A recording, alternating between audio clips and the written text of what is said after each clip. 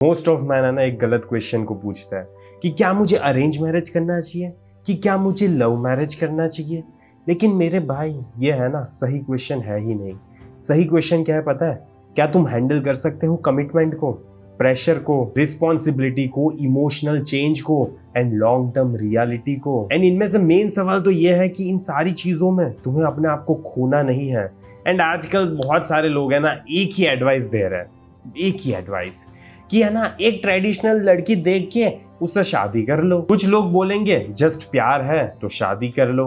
कुछ लोग बोलेंगे अगर फैमिलीज अलाइन हो रही है ना, दोनों की वैल्यूज सेम है, दोनों की कास्ट सेम है, दोनों के रिलीजियन सेम है, व्हाटएवर जो भी है तुम्हारे लिए, बस तो कर लो ना शादी, क्या दिक्कत है। बट इतनी सारी रिलेशनशिप्स को केयरफुली ऑब्जर्व करने के बाद मुझे एक चीज तो पता चल गई है कि मैरिज है ना कभी भी दो फैमिलीज के बीच में नहीं होती है। Marriage is between two nervous system, two personalities, two lifestyles, two emotional worlds. हाँ, फैमिली मैटर करती है, कल्चर मैटर करता है एंड हाँ वैल्यूज भी मैटर करती है। लेकिन मेरे भाई at the end of the day है ना तुम्हारे माँ बाप एक दूसरे के साथ 40 साल तक नहीं सोने वाले, तुम दोनों सोने वाले हो। The problem with modern marriage thinking, एक चीज मैं ना पर्सनली बिलीव नहीं करता, this obsession with fancy wedding. लोग है ना लोन लेके 20 लाख अपनी शादी में खर्च करते हैं, 40 लाख, 1 करोड़, कोई सीमा नहीं है पैसों की। ठीक है, जितनी उनकी औकात होगी ना, एंड नहीं भी होगी औकात तो भी कर्जा लेके, ये लेके, वो लेके इतनी ज्यादा फैंसी वेडिंग करेंगे। क्यों पता है? जस्ट दूसरों को खुश करने के लिए, दूसरों का वैलिडेशन लेने के लिए। एंड फिर मैरिज में एंटर करेंगे इमोशनली इमैच्योर वे में। ना ही कम्युनिकेशन स्किल्स है, ना ही इमोशनल कंट्रोल, ना ही understanding of attraction, no understanding of conflict and no understanding of masculine leadership. लेकिन हाँ, जो वो शादी में ड्रोन शॉट लिया था ना, वो बहुत ज्यादा सिनेमैटिक था। लेकिन मेरे भाई फिर क्या होता है पता है? 2 साल बाद रिसेंटमेंट किक इन करता है, डिसरिस्पेक्ट स्टार्ट होती है, इमोशनल डिस्टेंस आता है एंड फिर डेड मैरिज आती है। लोगों ने है ना वेडिंग के लिए तो प्रिपरेशन की थी, तालियां तालियां तुम लोगों के लिए, लेकिन मैरिज के लिए तुमने प्रिपरेशन ही नहीं की। एंड बिलीव मी मेरे भाई, this two are totally different things. Love marriage versus arranged marriage. अब मैं एक कंट्रोवर्शियल चीज बोलने वाला हूँ, ना ही लव मैरिज ना ही अरेंज मैरिज, दोनों है ना किसी भी चीज की गारंटी नहीं देने वाले तुम्हें। मैंने देखी है टॉक्सिक लव मैरिजेस, मैंने ब्यूटीफुल अरेंज मैरिजेस भी देखी है, इमोशनली डेड अरेंज मैरिजेस भी देखी है, एंड लव मैरिज के बाद भी पार्टनर ने उसके साथ चीट भी किया होता है। एंड मैंने दोनों साइड से लॉयल कपल्स भी देखे हैं, वो चाहे अरेंज मैरिज में हो या तो फिर लव मैरिज में। ओके, तो स्टॉप आस्किंग दिस क्वेश्चन कि कौन सी मैरिज मुझे करनी चाहिए। स्टार्ट आस्किंग द क्वेश्चन कि who is the person you are marrying to and who are you. Because eventually है ना मेरे भाई तुम्हारी हैबिट्स मैटर करती है, तुम्हारी वेडिंग स्टोरी से किसी को घंटा फर्क नहीं पड़ने वाला। एक मैन जिसके पास ना ही लाइफ में डायरेक्शन है, ना ही पर्पस है, ना ही इमोशनल कंट्रोल है, ना ही स्टैंडर्ड्स है, ना ही पर्पस है, तो वो चाहे फिर लव मैरिज में जाए या तो फिर अरेंज मैरिज में, वो दोनों में ही सफर करने वाला है। लेकिन ऐसा मैन जो अपने आप को लीड कर सकता है, जो अपने इमोशंस को रेगुलेट कर सकता है, जो क्लियरली कम्युनिकेट करता है एंड जो बाउंड्रीज को मेंटेन करना भी जानता है, एंड फिर चाहे क्यों ना कुछ भी हो जाए वो अपने पर्पस से हिलने नहीं वाला। वो चाहे अरेंज मैरिज करेगा या तो फिर लव मैरिज करेगा, दोनों में वो सक्सेसफुल रहेगा। What actually destroys marriage? Most marriages है ना सिर्फ एक बड़ी गलती हुई थी एंड खत्म हो गई, ऐसा नहीं होता। वो छोटी छोटी चीजों से खत्म होती है। धीरे धीरे स्टार्टिंग में डिसरिस्पेक्ट स्टार्ट हुई थी, पहले कम्युनिकेशन में प्रॉब्लम्स आ रहे थे, इमोशनली बहुत ज्यादा डिस्कनेक्ट फील कर रहे थे, रिसेंटमेंट हिट हो रही थी, छोटे छोटे ईगो बैटल्स, छोटे छोटे इमोशनल विड्रॉल्स। एंड इसीलिए मैं बार बार बोलता हूँ कि मैरिज कभी भी तुम्हारा पर्पस नहीं होना चाहिए। तुम्हारा पार्टनर है ना तुम्हारा पार्ट ऑफ लाइफ है, तुम्हारी एंटायर आइडेंटिटी नहीं है वो। बिकॉज जिस टाइम पे तुम्हारी एंटायर हैप्पीनेस सिर्फ एक पर्सन पे डिपेंड होगी ना, उस टाइम पे तुम्हारी जिंदगी में फियर आएगा, उस टाइम पे तुम्हारी जिंदगी में नीडीनेस आएगी, एंड फिर धीरे धीरे रिस्पेक्ट गायब होने लगेगी। ये है ना मैन के लिए भी सही है एंड लड़कियों के लिए भी सही है। Reality nobody wants to hear. Wedding ceremony है ना कभी भी अट्रैक्शन को क्रिएट नहीं करने वाली, ना ही रिलीजियसली तुम मैरिज करोगे या तो फिर सेम रिलीजन में होगे तो ऑटोमेटिकली तुम्हारी रिलेशनशिप में इमोशनल मैच्योरिटी आ जाएगी। ना ही गुड फैमिली बैकग्राउंड तुम्हें लॉयल्टी की गारंटी देता है, एंड ना ही एक गुड गर्ल वाला बिहेवियर मैरिज से पहले है ना तुम्हें मैरिज के बाद स्टेबिलिटी की गारंटी देता है। ऐसा कभी भी कुछ भी नहीं होने वाला है, क्योंकि जब एक बार प्रेशर हिट करता है ना तब लोग चेंज होने लगते हैं।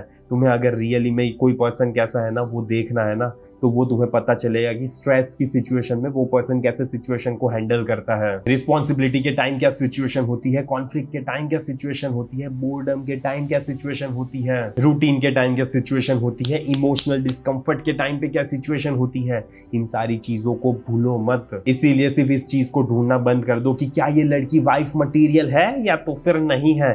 ये देखना स्टार्ट करो कि क्या ये पर्सन रियलिटी को हैंडल कर सकता है, क्या ये पर्सन ऑनेस्टली कम्युनिकेट कर सकता है, क्या ये पर्सन अकाउंटेबिलिटी ले सकता है, क्या ये पर्सन इमोशनली स्टेबल रहेगा जब डिफिकल्ट टाइम्स आएंगे तब। And believe me difficult times आने वाले हैं तुम्हारी लाइफ में, बिकॉज मेरे भाई जब रोमांस का माहौल चल रहा होता है ना, जब तुम्हें दुनिया रंगीन दिखती है तब मैरिज में रहना बहुत ज्यादा मजेदायक होता है। ओके, लेकिन जब रियली में प्रेशर हिट होता है ना, गांड फटना स्टार्ट होता है ना, तब जाके तुम्हें पता चलता है कि ये मैरिज रियली में करने लायक थे या तो फिर नहीं। इसीलिए देखो पहले, जानो समझो एंड फिर डिसाइड करना कि ये पर्सन तुम्हारे लिए सही है या तो फिर नहीं। माई पर्सनल फिलोसॉफी, पर्सनली मैं खुद बिलीव करता हूँ कि सिंपल मैरिजेस मेरे लिए ज्यादा सेंस बनाते हैं। ओके, क्योंकि मुझे ना रियल कनेक्शन चाहिए होता है उस पर्सन के साथ। फैमिली के बारे में मुझे नहीं परवाह। ओके, मुझे परफॉर्मेंस नहीं दिखाना सोसाइटी को कि मैं कितना ज़्यादा कैपेबल पर्सन हूँ, मैं इतना ज़्यादा पैसे खर्च कर सकता हूँ मेरी शादी के लिए। मेरे लिए है ना मेरे भाई, पीस मैटर करता है, स्टेबिलिटी मैटर करती है। दूसरों को दिखाना मेरे लिए मैटर नहीं करता कि मैं ऐसी वेडिंग कर सकता हूँ, एंड मैं दिखा सकता हूँ। अगर मुझे दिखाना है ना तो मैं दिखा सकता हूँ। क्यों पता है? क्योंकि मेरे पास पैसे है। हाँ, तुम्हें ऐसा लगेगा बैकग्राउंड से कि मैं बहुत ज़्यादा गरीब हूँ, लेकिन मैं पैसे कमाता हूँ। ओके, अच्छे खासे पैसे कमाता हूँ। कुछ लोगों के लिए बहुत ज़्यादा कम होंगे, कुछ लोगों के लिए बहुत ज़्यादा होंगे, लेकिन मैं थोड़ा बहुत तो अर्न कर ही रहा हूँ। ओके, अगर मैं 20 लाख 50 लाख शादी में खर्च करना चाहूँ ना तो मैं कर सकता हूँ। Okay, I am that much capable, but नहीं करने मुझे बिकॉज मुझे नहीं समझ आता कि मैं क्यों कर रहा हूँ। मैं इतने लोगों को खाना क्यों खिला रहा हूँ जिनको घंटा फर्क नहीं पड़ता मेरी लाइफ से। मैं क्यों इतने सारे लोगों के सामने नाच रहा हूँ कि मैं रियली में खुश हूँ इस पर्सन के साथ। एंड नहीं चाहिए यार मुझे किसी का एप्रिशिएशन, नहीं चाहिए मुझे किसी का वैलिडेशन। मैं खुश हूँ। ओके, मैं उस पर्सन के साथ खुश हूँ जिसके साथ मैं अभी हूँ। I don't want to show anyone any particular fucking thing. I don't want to show anything. Okay, बस यही मेरे जीवन का थोड़ा सा छोटा सा मोरल है, because I believe this with the core of my heart, and इसीलिए मैं ऐसा कभी भी कुछ भी नहीं करने वाला। एंड मुझे पर्सनली लगता है कि कुछ लोग है ना सिर्फ इसी रीजन की वजह से शादी करते हैं। प्रेशर हो गया, एज हो गई, लोनलीनेस हो गई, वैलिडेशन हो गया, स्टेटस हो गया, instead of genuine alignment. And अगर आज तुम ये वीडियो देख रहे हो ना मेरे भाई, तो मेरा मकसद तुम्हारे लिए सिर्फ एक ही है कि तुम अगर मैरिज में सिर्फ इसीलिए एंटर कर रहे हो ना बिकॉज उस पर्सन के साथ तुम्हारी लाइफ कंप्लीट हो जाएंगी। Okay, you will become whole. तो ये बहुत ही ज़्यादा गलत रीज़न है शादी करने का, बिकॉज ऐसा कुछ भी नहीं होता है। रियली में ऐसा नहीं होता है। She will not complete you, you have to complete on your own. क्योंकि जब तुम इस प्रेशर के साथ रिलेशनशिप में एंटर करते हो ना तो होता क्या है पता है?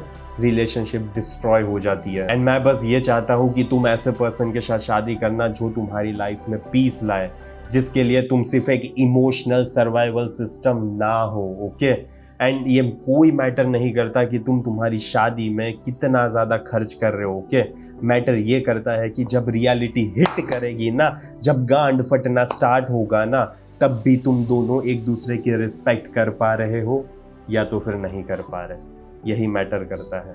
अगर तुम्हें ये समझ आया है ना, एंड प्लीज़ अगर ये सारी चीज़ें तुम अपनी लाइफ में इम्प्लीमेंट कर दोगे ना, तो तुम्हारी रिलेशनशिप है ना बहुत ज़्यादा अच्छी हो सकती है। मुझे पता है कि ये फ्री वीडियो है एंड मोस्ट ऑफ लोग है ना फ्री चीज़ों की वैल्यू नहीं करते, लेकिन प्लीज़ तुम इसकी थोड़ी सी वैल्यू करना, थोड़ा सा इम्प्लीमेंट कर लेना अपनी लाइफ में, तो मे बी तुम्हारी रिलेशनशिप थोड़ी हेल्दी हो जाए। एंड अगर पैसे खर्च करने का इतना ही ज़्यादा शौक है ना शादी में, तो किसी चैरिटी में दे देना, ठीक है, क्या किसी एनिमल वेलफेयर सिस्टम में दे देना, या तो फिर ये कुछ भी नहीं करना, तो जस्ट हनीमून पे चले जाना तुम दोनों एक दूसरे के साथ, ओके, बहुत ज़्यादा अच्छी जगह पे।